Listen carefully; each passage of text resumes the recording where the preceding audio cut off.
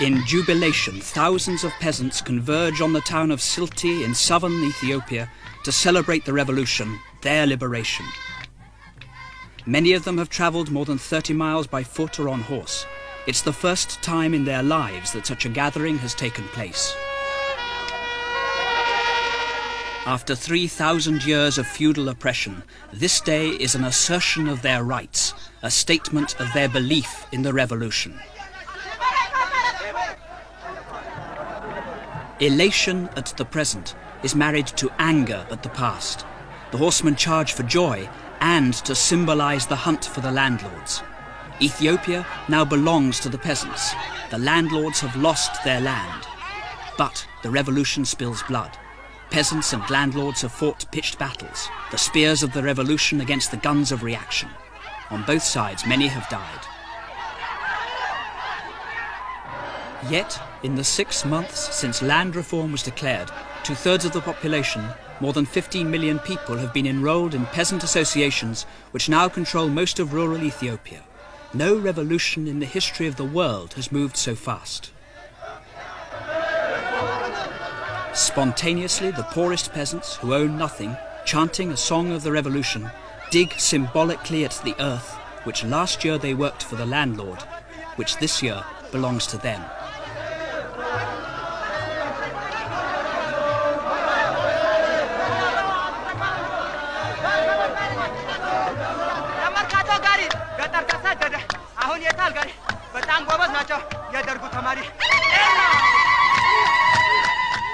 Women, who were slaves not only of the landlord, but of their husbands, who were forbidden to appear in public, celebrate their liberation too. Like the men, every woman in Ethiopia is now entitled to a share of the land.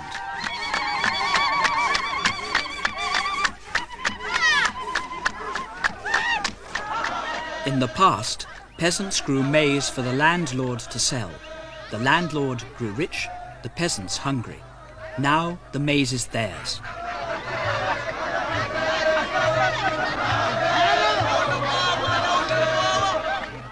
The tanners of hide, despised by all, emerge from their shame to display their craft in pride.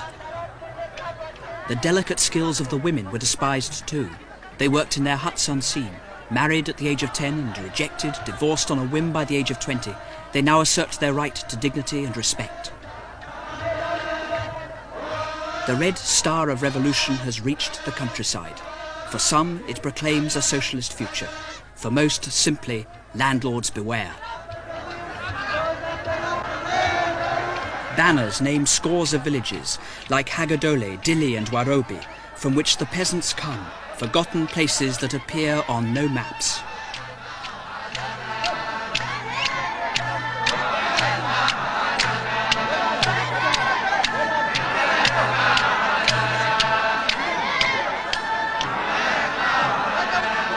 They proclaim slogans too. Land to the tiller, down with the landlord. There are no serfs now. We must struggle for freedom.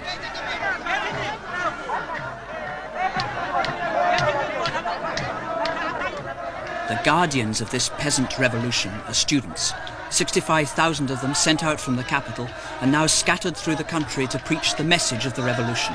Shot at, sometimes killed by rebel landlords, they're followed without question by the peasants. They're now the most powerful, most radical political force in Ethiopia. After hours of celebration, there are speeches. The peasants' leader, elected by his people in secret ballot, reads a poem he's written for this day.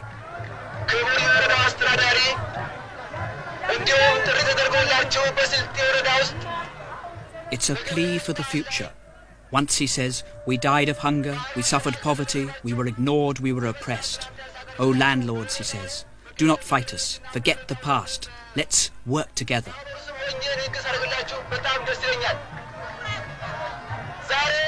Then he warns, let those who will not join us be put to the sword. Those who wish Ethiopia ill, let them be destroyed.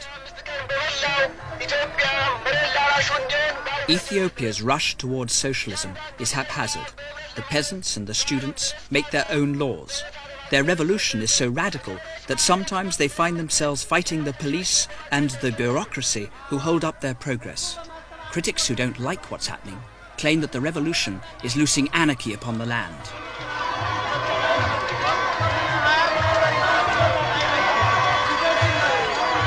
The ministers of land reform and agriculture are typical products of the revolution, emerging from nowhere to hold office for the first time. The leaders of the old regime were executed or imprisoned. The new men share the elation of the peasants. It was a thrill for them, and it was a thrill for me to watch them do this thing. It can't possibly go wrong with all this excitement and participation by the people. After all, the whole revolution is for the people and by the people. Are you worried at the speed at which the revolution is taking place in the country? The speed I don't know, but I have been operating in the field of agriculture for the last over 17 years anyway. You were a manager of a farm, in fact. I was a manager of a farm, and I had worked with the farmers. Someday, I knew it was going to come, because no population could have gone through what they have gone through in this country without having to resort to such a thing. It had to come. If people had to go to bed hungry, they must do something about it. If government was not prepared to give it to them, then I feel it's only human to reach and get it.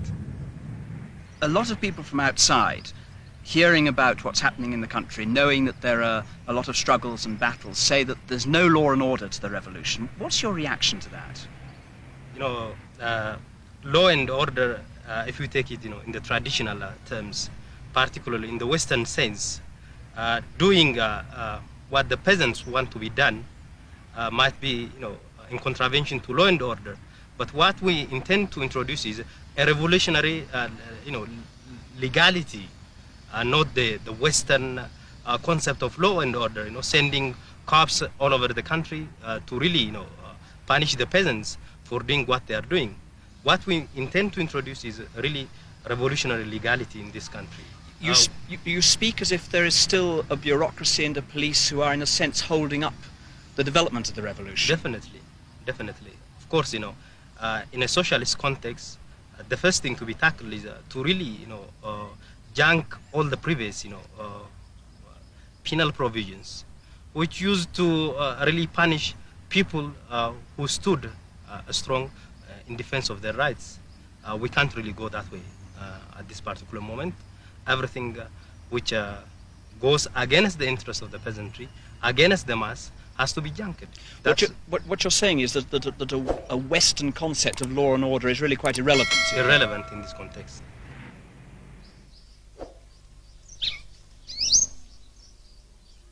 For centuries, village life in Ethiopia did not change. Here, a few miles from the peasants' rally, the people still live on the edge of starvation. The village is governed by the struggle against hunger. The staple food is inset, from which the peasants make a kind of dough, which leaves them malnourished, and of which in any case there is never enough.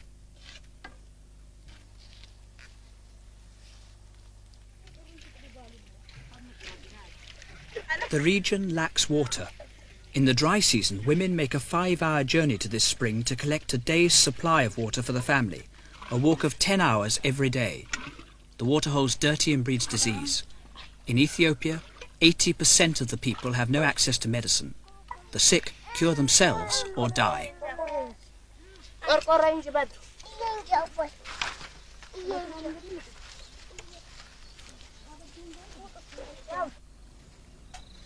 Hard work makes young people old by the age of 30.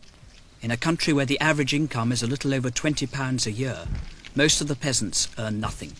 They work to survive, and life is short. To live past the age of 40 is to defy the odds against survival.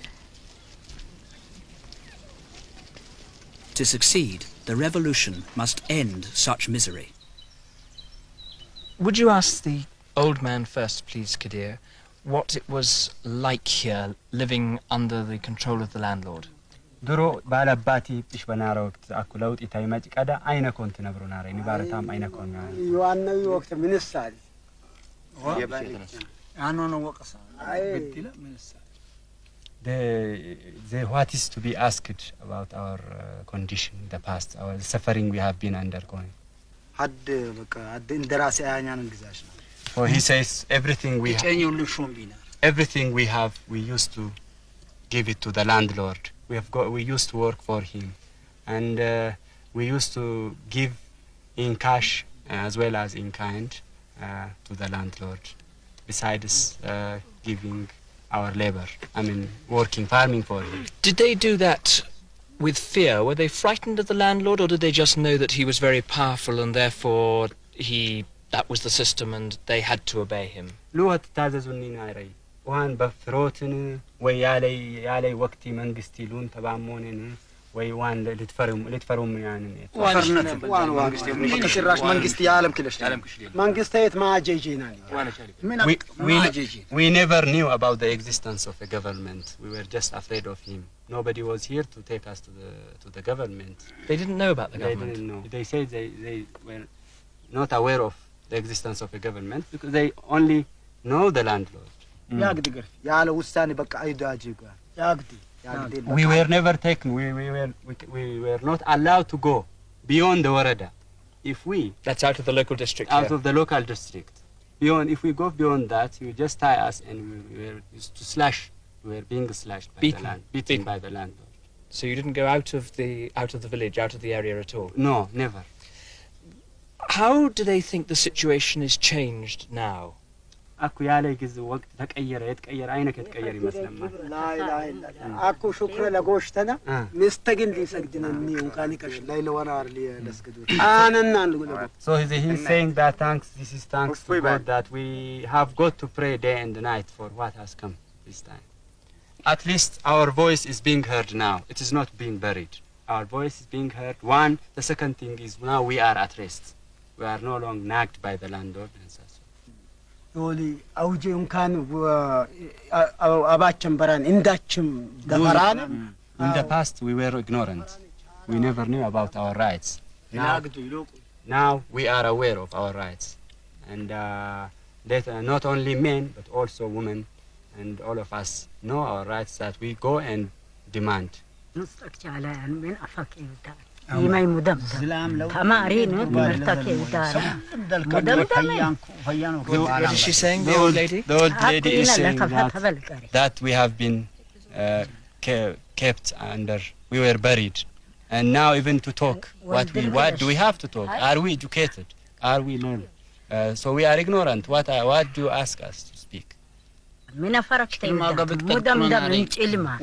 So it was dark for us. What do you have to ask for? It was dark for us, but hereafter I think our eyes are opened and we are hoping for the better. Can you ask them what would happen if a landlord came back into this village now?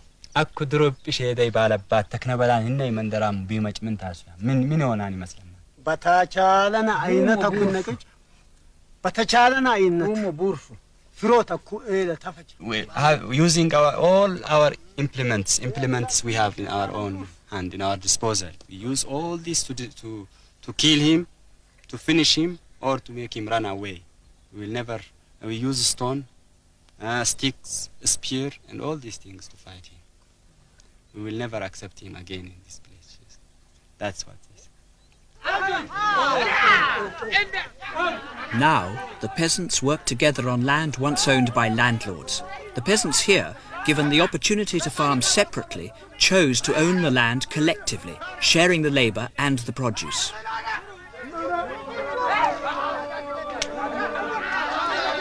Their mentors, the students, join them in the fields, even learning with some difficulty how to wield a plough.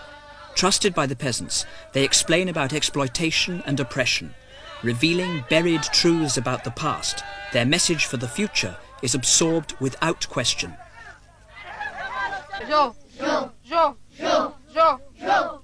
In Ethiopia, 1 in every 3 children dies before the age of 1. Of those that survive, 9 out of every 10 grow up unable to read or write. The students are now taking education into the countryside for the first time. They learn the alphabet today. Tomorrow, they will be taught about politics and about socialism.